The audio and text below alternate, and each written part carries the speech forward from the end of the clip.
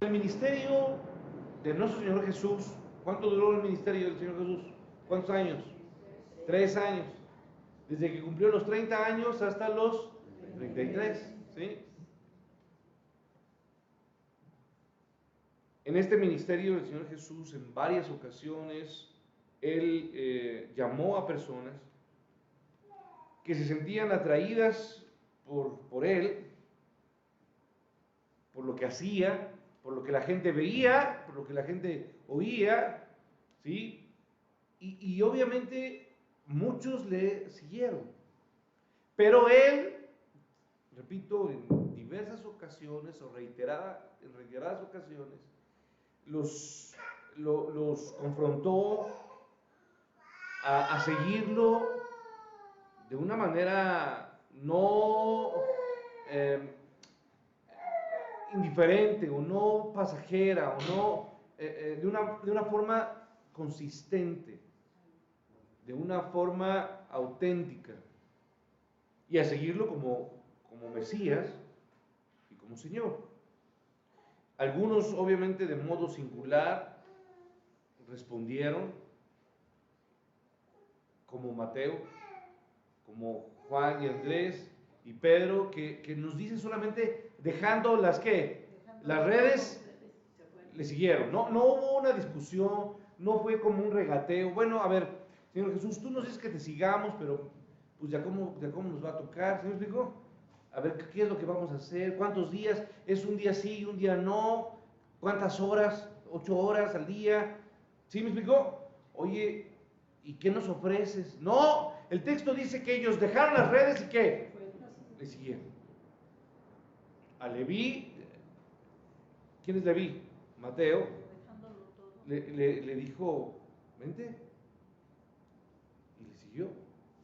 No hubo más.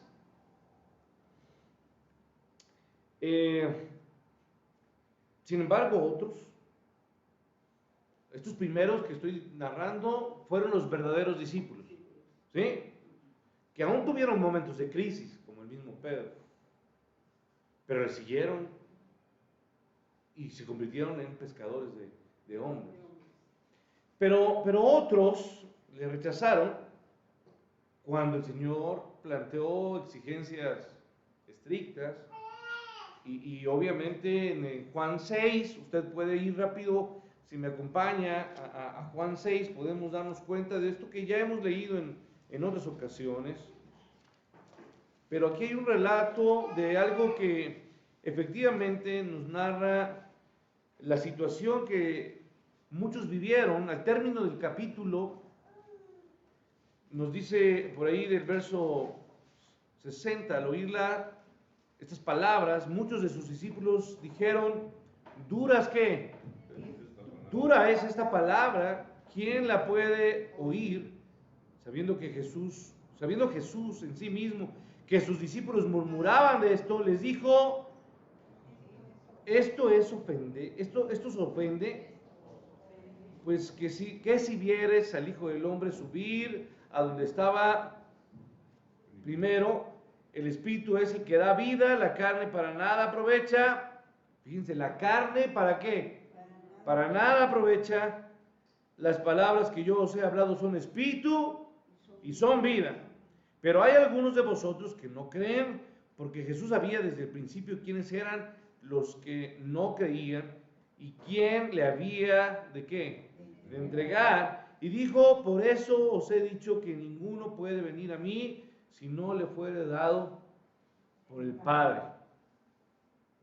Yo voy a empezar a señalar algunas cosas que usted luego tiene que concatenar en su cabeza y decir, ¿todo hombre puede ir a Jesús? No, sino el que Dios llama y el que Dios quiere. Estoy diciendo entonces, el Señor sabía desde el principio y dijo en el verso 65, por eso os he dicho que ninguno puede venir a mí mismo si no le fuere dado por el Padre, o no le fuere dado del Padre.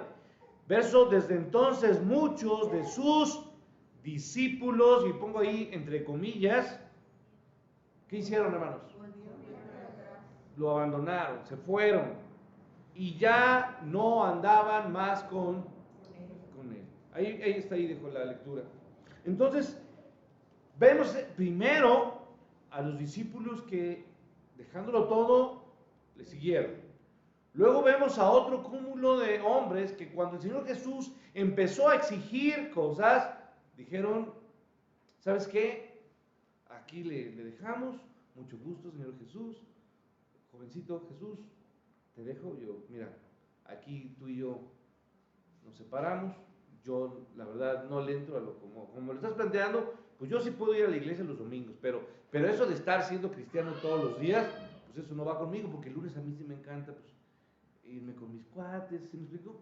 Pasármela bien, y el martes pues tengo mi compromiso, tú ya sabes, esas cosas que me gustan, que pues para ti no son agradables, y el miércoles, ¿qué crees? Sí puedo estar un ratito con las mujeres en la noche, conectándome, pero pues nada más párale de ahí, porque después pues me gusta el chisme y me gusta estar hablando bien. Y el jueves, por cierto, algunos jueves sí puedo conectarme, otros jueves no. El viernes no, ese sí no me lo toques, porque el viernes es fin de semana, y generalmente pues los amigos, ¿me explico? Y las amigas, estas son mejor, ¿estás de acuerdo? Y el sábado, pues sí hay curso de payasitos a lo mejor, pero no tan temprano, porque a las 8 de la mañana está como criminal. ¿Estás de acuerdo? Si el viernes me fui con los amigos, pues es absurdo que pongas algo a las 8 de la mañana, yo no voy a ir. El domingo sí, pero llego tarde, eso sí, tarde. Y en la tarde, pues estás mal, porque nada más voy en la mañana. En la tarde, jamás. Ok, entonces si es así, sí voy.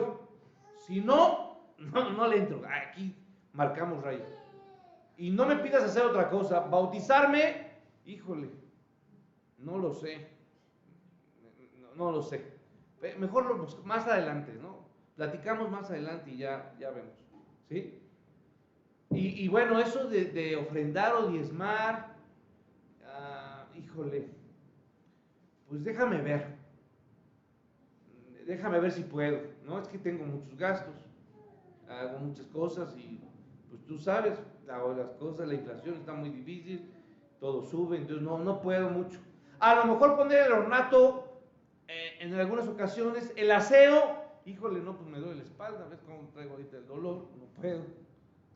Pero buscamos a ver cómo le hacemos y ya le digo a usted si puedo o no puedo. Bueno, hermanos, hasta ahí estamos hablando de algunos que le dejaron, lo abandonaron, ¿sí o no? Sin embargo, siempre Jesús llamó a personas, como el que yo le decía, su nombre es Leví, ahí en Mateo 9:9, otro gran hombre, Felipe, que poco hemos hablado de Felipe, pero créame, Felipe, híjole, es el primer evangelista que hubo, ¿no? Y Pedro, obviamente con todos sus defectos, se convirtió en esa roca importante de fortaleza y de bendición, especialmente al pueblo judío. Estos tres hombres y el resto de los discípulos, cuando Jesús los llamó, usó una palabra particular, griega. Si usted trae su Biblia lineal, la palabra es okoluteo. Esta palabra griega, llamar, o del verbo llamar en el griego, significa seguir, acompañar, ser discípulo. Siempre esta palabra o este verbo en el tiempo presente lo ocupó el Señor Jesús, pero de una forma imperativa. O sea, no les daba imperativa. Usted sabe que es una orden, ¿sí? No te da lugar a que si quieres, no, sígueme, es hazlo, debes hacerlo, sígueme, acompáñame, conviértete en un discípulo mío. Esa es la connotación de la palabra griega okoluteo. Y cuando usó este verbo, siempre lo ocupó con el fin de indicar que él no estaba buscando, acompáñame por un rato, ¿sí me explico? Vente esta tarde, ven y pasa el rato conmigo. No, la connotación de la palabra buscaba que lo siguieran de una forma constante, un compromiso no momentáneo, sino un compromiso de vida. ¿Me explico? Un compromiso de vida. El enfoque del Señor Jesús, obviamente, fue muy diferente a lo que hoy vemos como la gente hace o las iglesias hacen la metodología de la evangelización. Que ven al cristiano, o más bien que ven el hacerse creyente o el convertirse al cristianismo como una decisión meramente emocional, una decisión impulsiva, una decisión que es provocada por emociones, donde la gente es llevada a través de una persona que expone, que muchas veces no es un predicador, sino es un orador, ¿me explico? Y que lleva a las personas a través de historias desgarradoras, emotivas, tiernas. Narra alguna anécdota, alguna situación, lee algo de alguien que es emotivo y que mueve ¿qué? La emoción de la persona, y aprovecha el momento de la música, del momento emotivo, conmueve las emociones de la persona, y esa metodología de la evangelización está buscando únicamente estimular a la gente a aprovechar ese momento para hacer una invitación y que levante su mano, que se ponga de pie, a que haga una oración de unas palabras, y simplemente cree que cuando hace esa oración, esa persona ha sido ¿qué? Convertida. Pero eso es algo erróneo. Porque Dios no vino a que simplemente usted levante una mano o se ponga de pie y vaya a la iglesia un momento o haga una oración con alguien. Dios nos ha invitado a ocoluteo, a acompañarle de por vida, a hacer un compromiso con Él, no dominical, no matutino. Dios nos invita a seguirlo de por vida.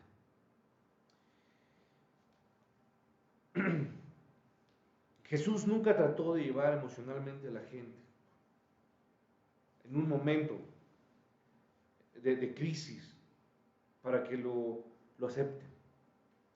No hay registro alguno en todo el Nuevo Testamento donde Jesús o sus apóstoles aconsejaran a alguien a hacer una decisión momentánea o hacer una oración para ser ¿qué?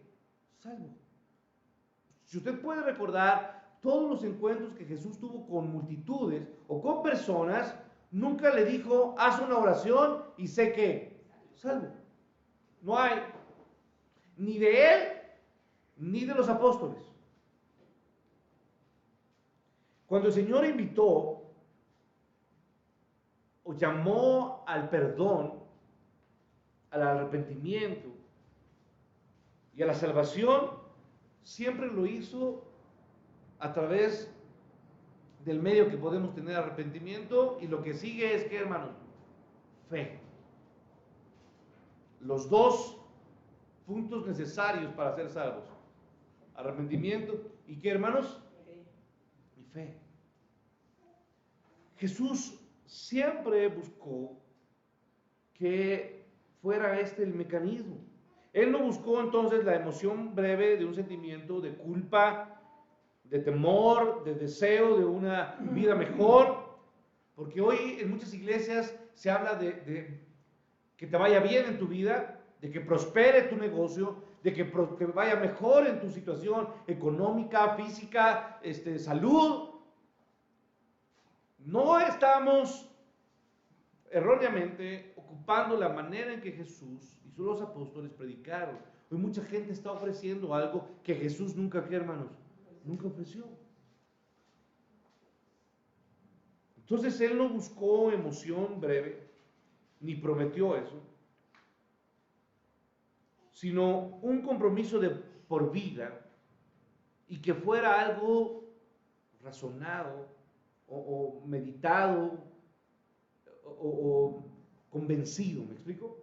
No fue simplemente sígueme sin saber, sin entender a dónde ibas.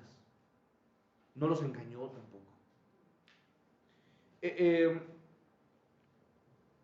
Tanto para Jesús como para los apóstoles, seguir a Cristo como Salvador no fue un suceso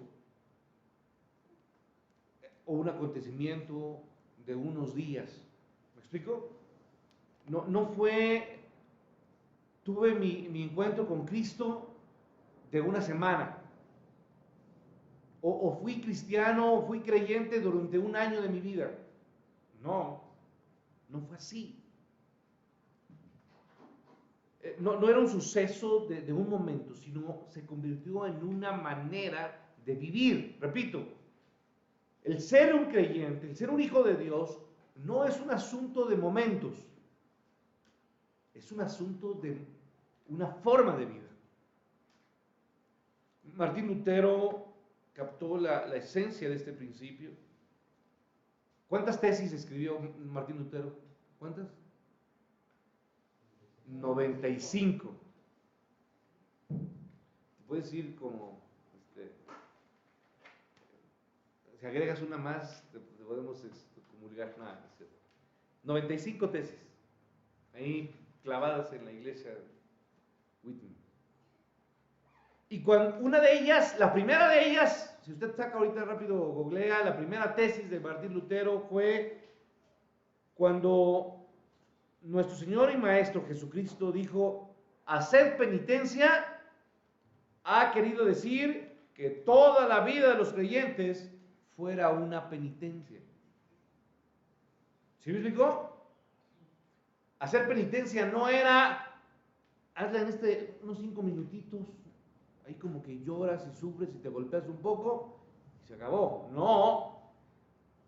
Martín Lutero llegó al razonamiento del principio que estamos viendo en la Biblia y dijo: hacer penitencia es que tu vida sea una vida penitente.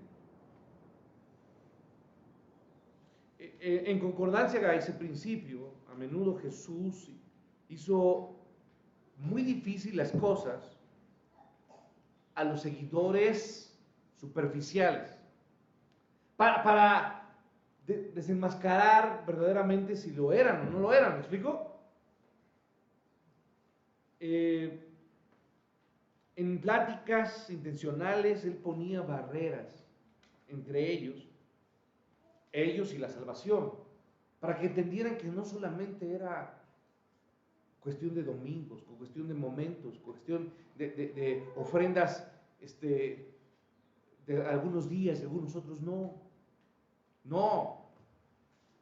La ofrenda, hermanos, a Dios no es la ofrenda económica solamente.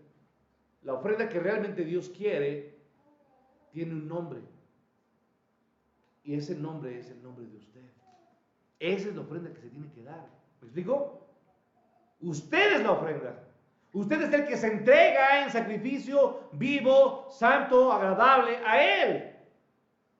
¿Sí me explico? Entonces, en concordancia con esto, Jesús puso barreras o hizo las cosas difíciles a esta gente que pretendía seguirlo, pero de manera que, hermanos, superficial, errónea. Recuerde lo que sucedió ahí en Juan 6, lo que acabamos de leer. Muchos de los que le seguían se descubrieron como falsos. Y dice el texto, volvieron atrás y ya no andaban con él. Ahora, el pasaje de hoy, hermanos, versos 57 al verso 62 de Lucas 9, aquí vemos cómo Jesús confronta a tres aspirantes. Ahí van, las primeras 3 entrevistas. ¿Sí me explicó? Había una fila de seguidores y van pasando uno por uno. Entrevista número 1. Y vamos a irlos viendo, estas 3 entrevistas. No quiero terminar las 3 hoy, pero vamos a ver hasta dónde nos da. Entonces, en cada caso, Dios colocó una barrera insuperable para ellos, que obviamente mostró o puso al descubierto la falta verdadera y el falso compromiso con Él. En cada caso, las exigencias, en lugar de acercarlo, ¿qué hicieron? Se separaron ellos. ¿Sí me explico? Ellos querían acercarse y seguirlo. Y finalmente terminaron, ¿qué, hermanos? Alejándose de él. Porque se descubrieron como que lo que ellos buscaban no era lo que verdaderamente Dios quería. Bueno, vamos al primer punto. Bueno, vamos al escenario mejor, antes de entrar. ¿Dónde se da el escenario? ¿Dónde se dio? ¿Fue en Alemania, Francia? ¿Dónde fue, hermanos? Pues no puede ser en otro lado, más que cerca de Capernaum. Fíjense que Lucas, les soy sincero, no me dice ese dato. ¿Quién me lo da? Mateo. Acuérdense que Lucas, especialmente el pasaje, trae otras dos cámaras. ¿Sí? Marcos o Juan o Mateo. Mateo nos narra en el capítulo 8, si usted va a Mateo 8, que estos dos primeros postulantes, aspirantes, estaban cerca de Capernaum. ¿Por qué digo eso? Porque aunque el texto no dice Capernaum, dice que fue antes de cruzar el mar de Galilea para llegar a aquella región donde se iba a encontrar con el endemoniado. ¿Cuál endemoniado? El de Gadar. Gadareno. Entonces esto fue a los alrededores de Capernaum. ¿Sí? Creo que Lucas los pone ahí. Yo quiero también narrarle que Lucas no es tan cronológico como lo es Mateo. Pero lo pone en este momento, estas tres pláticas, los pone ahí porque van con el tema que él está hablando. El tema es capacitar a sus discípulos. Jesús está buscando afinar a sus discípulos, fortalecerlos, porque él está camino a ir a Jerusalén, donde iba, ¿qué, hermanos? ¿A ser qué? Crucificado. Entonces tenía que dejarlos al centavo, ¿me explico? Listos para entrarle a los golpes, por así decirlo, ¿sí? A la batalla. Entonces, ya antes les había dado una lección de dos aspectos muy importantes. En Lucas 9, primero vimos en meses pasados una lección de humildad profunda, ¿sí o no? Usted lo puede ver, versos 46 al 50. Váyase allí y usted puede ver cómo en el versículo 46 él habla acerca de humildad. En el verso 46 nos dice quién es el mayor, ¿se acuerdan? El pleito. ¿Y cuál fue el tema principal? Humildad, ¿sí? Y luego en el versículo 49 al verso 50, ¿cuál fue el objetivo? Misericordia. Entonces, Dios les ha dado lecciones de ser humildes y de ser, ¿qué, hermanos? Misericordiosos. Pero aquí, cuando llegamos a este pasaje, ahora vemos, hay una lección de costo. De lo que te va a costar. ¿Cuánto te va a costar? ¿Quieres seguirme? Pues ahora te voy a decir lo que va a implicar el seguir a Jesús. El costo. ¿Sí? Y entonces aquí podemos ver cómo ya hemos señalado antes, Lucas acomoda esto de una manera temática y no de una forma cronológica. Pero ahora voy a enfocarme en, ya dijimos el escenario, ahora el lugar, bueno, más bien no el lugar, el momento. Hay una multitud que seguía al Señor Jesús, ¿sí o no? Y que incluía a todo tipo de personas. ¿Desde quiénes? Ya hablamos, los verdaderos discípulos, ¿sí? Que por el Espíritu Santo habían logrado las dos cosas, arrepentimiento y ¿qué? Y fe. Habían creído que Él era el Hijo de Dios y se habían arrepentido ¿de qué, hermanos? De sus pecados, ¿sí? Y de esa manera ratificaron a Jesús como el Hijo de Dios y como el Mesías, el elegido de Dios. Pero también en esa multitud no solamente estaban los discípulos verdaderos, sino también de una forma contraria, absolutamente contraria o extrema, estaban Los primeros amaban a Jesús, pero estos segundos son los que ¿qué? Los que lo odiaban, los que le seguían ¿para qué?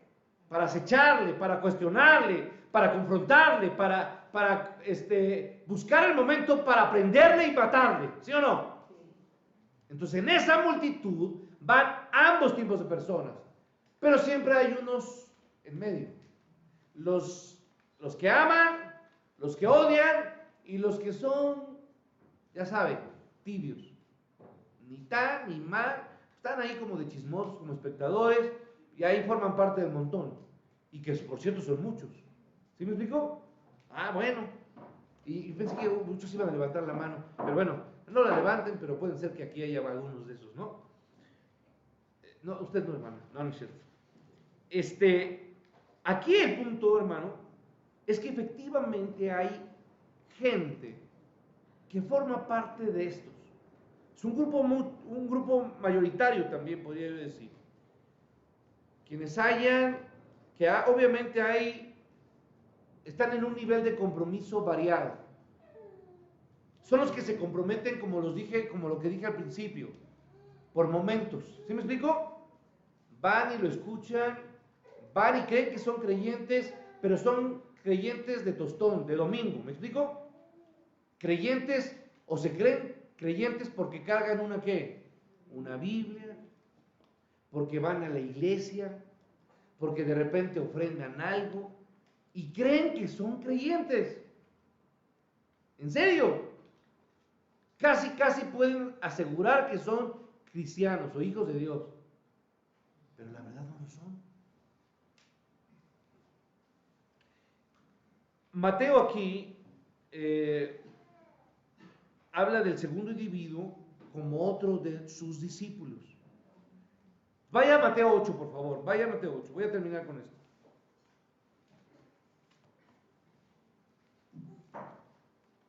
¿Tiene usted ahí el pasaje paralelo? Mateo capítulo 8.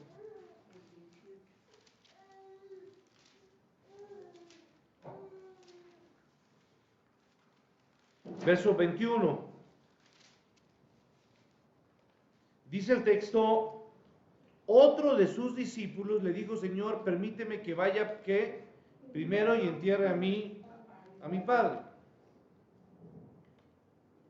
Esto lo ubica en ese grupo, a esta persona, en ese grupo grande. Pero a medida que pasan y vemos los hechos o lo sucedido, y los otros dos no muestran la fe auténtica, la fe que salva. De los tres, no pasa ninguno. ¿Me explico? Los tres aspirantes se quedan y simplemente lo escuchan, son confrontados con la realidad. Dios les presenta cosas que estorban y simplemente ellos, ¿qué, hermanos? Se van. Y esto me recuerda a muchos. No están con nosotros, ¿por qué, hermanos? Porque no eran de nosotros. Estuvieron un tiempo, crecieron un tiempo, ¿sí o no? Pero luego dejaron ¿verdad? Que las cosas del mundo no echaron raíz y simplemente se perdieron. Entonces, hermanos, ellos no buscaban el perdón, la salvación, sino realizaron o intentaron seguir a Jesús por intereses, ¿qué, hermanos? Personales. Solamente iban tras lo que deseaban, sus deseos, sus apetitos, sus gustos. Y cuando Jesús los confrontó con lo que se requiere para seguirle como Señor, ¿qué es lo que Dios está pidiendo? Abnegación. ¿Qué es lo que está pidiendo Jesús? Sacrificio personal. ¿Qué es lo que está pidiendo Jesús? Sumisión. Entonces, cuando fueron confrontados con esto, simplemente no lo aceptaron. El pasaje ilustra tres aspectos que estorban. Tres cosas que no se estorban a usted y a mí, si en verdad deseamos seguir a Jesús. La primera, y solamente voy a quedarme en esta porque ya no me da tiempo. ¿Qué es lo primero que nos estorba?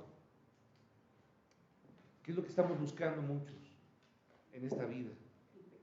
Comodidad.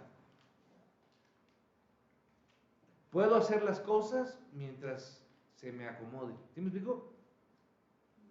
Si ya no me es cómodo, ¿me qué? Me voy. Es que ya me sentí incómodo. ¿Me explico? Es que ya no me gustó cómo me vio. Es que ya no me gustó cómo me dijo. Y mejor me voy. Yendo a ellos, verso 57, Lucas 9, uno le dijo en el camino. ¿Cuál camino? Pues el camino que iban cerca de Capernaum, no sabemos dónde. Señor, ¿qué le dijo? Te seguiré a donde quiera que vayas. ¿Sí estoy leyendo? ¿Me va siguiendo o no? Eso es el texto, no creo que yo estoy inventándolo, aquí dice. Señor, te seguiré a donde quiera que vayas. Y le dijo Jesús, a ver, niño, las zorras tienen guaridas y las aves de los cielos nidos, mas el Hijo del Hombre no tiene donde recostar la cabeza. A ver, hermanos, en algún punto de los alrededores de Capernaum, viendo Jesús junto con todos los que le seguían, uno le dijo en el camino, te seguiré a donde quiera que vayas. Mateo nos dice quién era, o qué calidad tenía. ¿Quién era, hermanos? Un escriba. Vaya a Mateo 8, que es la cámara, ya no me da tiempo a mí, pero usted lo puede ver. Era un escriba. ¿Y quiénes eran los escribas? Los escribas eran expertos en la ley, ¿qué, hermanos? Mosaica, la cual interpretaban, ellos la conocían, la interpretaban con autoridad para toda la gente. O sea, ellos tenían ese reconocimiento y cuando la gente tenía alguna duda acerca de algo que hacer o cómo resolver, eran consejeros, es lo que quiero que me entiendan. Iban con ellos y les decían qué tenían que hacer. Los escribas estaban calificados y facultados por los dirigentes religiosos judíos, pero quiero aquí señalar algo. Se convirtieron o se constituyeron en enemigos y enemigos hostiles ¿de quién, hermanos? De Jesús. Mateo nos dice entonces que era un escriba. Y debido a este odio, esta hostilidad que era común en los escribas, fue sorprendente que este escriba se acercara a Jesús y le dijera, te seguiré a donde quiera que vayas. Esto no era como que algo estaba pasando. ¿Por qué se distinguía un escriba? Por odiar, repudiar, confrontar ¿a quién? A Jesús. ¿Cómo era posible que ahora un escriba se acercara a Jesús y le dijera, te seguiré? No cuadraba con la filosofía y la ideología de un escriba, ¿me explico? Bueno. Sin duda después de que este hombre, este escriba, presenciara lo que Dios había hecho, milagros, señales, se sintió obviamente atraído a Jesús y con deseos de poder, escuche bien, como todo escriba también y como hombre interesado, acercarse a un maestro de la autoridad y del tamaño de ¿quién? De Cristo. No lo hacía entonces por un interés verdaderamente espiritual o de salvación o de fe. Lo hacía por un interés sobre qué, hermanos, sobre su persona, sobre su calidad de escriba. Debido entonces a ese interés mezquino, Jesús sabía sin duda lo que estaba pasando en el corazón de este hombre. Los rabinos viajeros, yo quiero aquí señalar como un paréntesis, estos viajeros, maestros, que iban de una ciudad a otra ciudad, como Jesús que viajaba, ¿sí? Iban acompañados siempre de seguidores. Y esto inclusive lo hicieron los filósofos griegos. Enseñaban no en lugares fijos, sino donde enseñaban, al aire libre, mientras caminaban. Jesús en varias ocasiones enseñó ¿en qué? En recorridos. Bueno, Mateo nos dice que este escriba buscó a Jesús y en cierta manera él se ofreció como un voluntario para convertirse en un discípulo de quién, hermanos, de este rabino, Jesús. Un rabino era un maestro y entonces quiso acercarse y quiso unirse a Jesús y a su grupo de seguidores. Mateo nos dice que le llamó, ¿cómo ocupó el nombre? En Mateo 8, le llamó maestro, a diferencia de Lucas, que no nos dice eso. Maestro obviamente estaba implicando el deseo de este escriba de convertirse en un discípulo, ¿qué? Voluntario. De este hombre hacedor de milagros de Nazaret, que fue uno de los nombres que recibió Jesús. Además, su disposición de seguir a Jesús a donde él fuera, sugiere que en su decisión había la idea de una lealtad a largo plazo por parte de este escriba. Pero a pesar de saber Jesús, más bien, a pesar de que este escriba sabía que Jesús había confrontado y había quitado la autoridad de los escribas, porque eran unos que hermanos hipócritas, este hombre se acerca a Jesús y se acerca pidiéndole seguirle de una forma a largo plazo.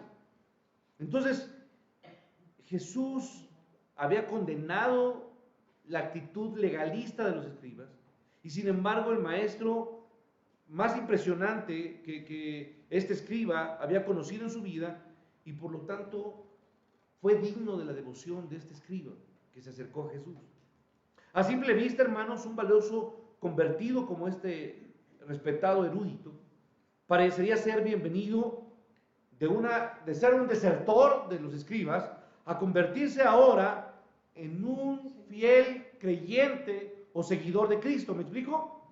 Esto obviamente era o debía ser atractivo para Jesús. Un escriba, un hombre que había sido legalista, un hombre que había sido un hipócrita, ahora venía a los pies de ¿quién? De Jesús. Parecería que era algo digno de ser reconocido o aplaudido. Sin embargo, Jesús no ve solamente o no escucha solamente las palabras, sino que ve, ¿qué, hermanos? El corazón. Jesús vio bajo la capa exterior de este entusiasta escriba, y así como vio a las multitudes, y así como él mismo vio los corazones de muchos hombres, y a pesar de que este escriba se pudo darse cuenta de la magnitud, del poder de Jesús, de la enseñanza que él tenía, quería relacionarse con quien era el centro de toda la atención o de la acción, con quien tenía un potencial sin igual para él. Repito, el interés del escriba era hacerse famoso junto a quién, junto a Jesús. ¿Sí me explico? Era levantar su posición social o religiosa frente a toda la gente. Y termino con la respuesta de Jesús. Jesús hace añicos el deseo de este hombre, las ambiciones, expectativas de este escriba. 58 versículo. Las zorras tienen guaridas y las aves de los cielos nidos, mas el Hijo del Hombre no tiene donde recostar la cabeza. ¿Qué cree que pensó este hombre? El Señor vio lo que muchos de nosotros estamos buscando: comodidad. acomodarme, colocarme, ¿me explico? Posicionarme. Y Jesús se dio cuenta de lo que verdaderamente estaba buscando. No estaba buscando arrepentirse de su pecado, ¿sí? Nunca le dijo, perdóname. Me he dado cuenta de mi error a pesar de conocer la palabra, a pesar de que he escuchado tantas veces y que conozco tu palabra, me arrepiento de lo que soy. ¿Lo hizo así? No lo hizo así. El Señor vio ese deseo de comodidad, de interés, y es por eso que lo confrontó con la realidad. Hermanos, aquí en México no hay zorras, pero sí hay perros, ¿verdad?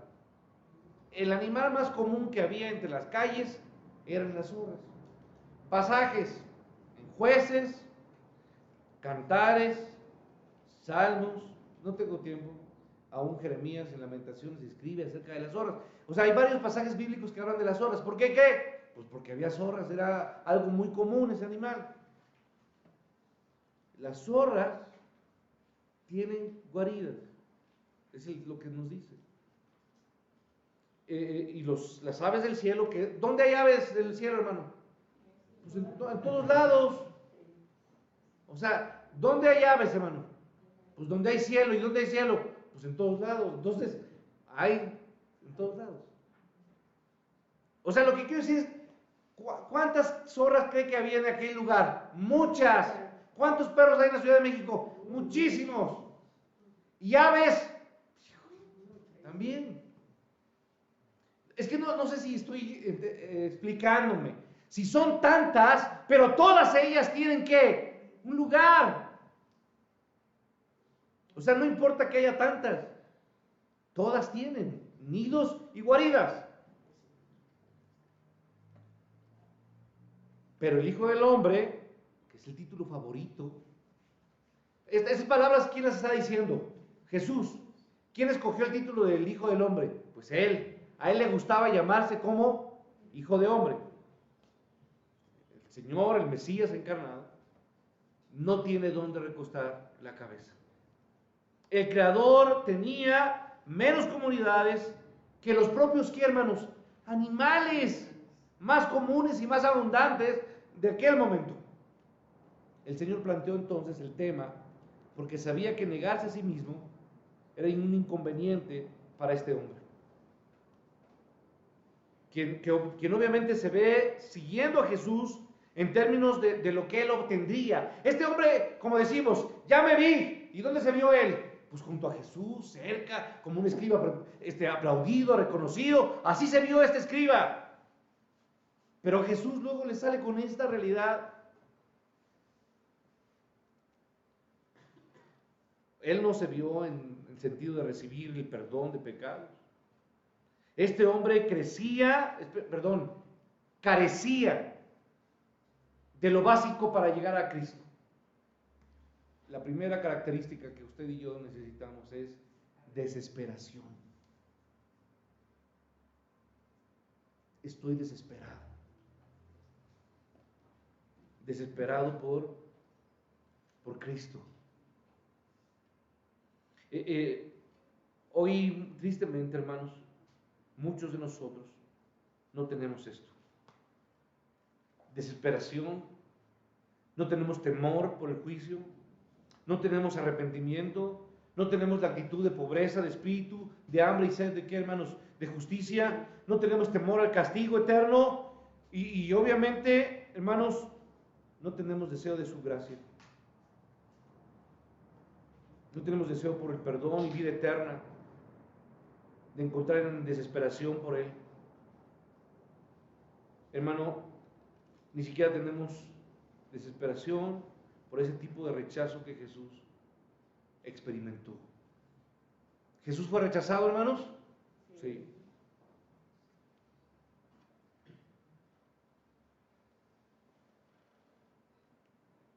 Jesús fue rechazado. Yo quiero terminar aquí, porque ya me excedí del tiempo, pero hoy yo quiero llamarnos a nosotros Porque queremos seguir a Jesús. ¿Es en realidad que queremos seguir a Jesús? ¿Qué es lo que usted pretende con venir a una iglesia? ¿Usted quiere ser un religioso? Puede serlo, pero no hay necesidad de seguir a Jesús. O sea, usted puede ser un religioso sin seguir a Jesús. ¿Me explico? Si quiere seguirlo, el costo es alto. Y yo diría altísimo. Es muy diferente ser un seguidor de Jesús. Yo quisiera romper con eso del cristiano. Nunca se llame cristiano. Creo que el mejor nombre es quien sigue a Jesús. Yo quiero seguir a Jesús. Si usted quiere hacerlo, si usted quiere en verdad seguirlo, entonces usted tiene que abandonar todo sentido de comodidad y de interés cómodo para usted. Nunca va a ser cómodo seguir a Jesús. Y estoy hablando de comodidades que nos interesan, comodidades físicas, económicas.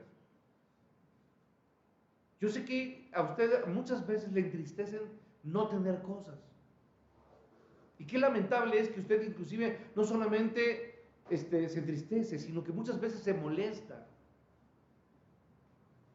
Pero la realidad, hermano, es que no podemos dejar de pensar que Jesús mismo vivió y experimentó cosas que usted nunca ha vivido. Usted nunca sabe lo que es dormir en una calle. Usted, gracias a Dios, tiene una cama o un lugarcito en el sofá donde dormir. Usted está lleno de muchas bendiciones, constantes bendiciones, que Dios ha extendido para usted en misericordia. Ni siquiera porque usted sea bueno, no. Usted lo tiene porque simplemente Dios es misericordioso con usted. Si usted quiere seguir a Jesús, tiene que abandonar todo deseo de comodidad o de interés personal. Usted tiene que dejarse de ver como lo que usted está aspirando, proyectando ser.